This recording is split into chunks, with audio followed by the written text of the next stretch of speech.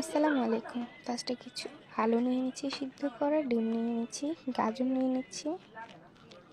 এরপর গোস্ত দিয়ে এর সাথে ক্রিম অ্যাড করছি। এরপর মেখে নিচ্ছি, ভালোভাবে মেখে একটা পাউরুটি নিচ্ছি, এর উপর এগুলো দিয়ে দিব লেয়ার হিসেবে।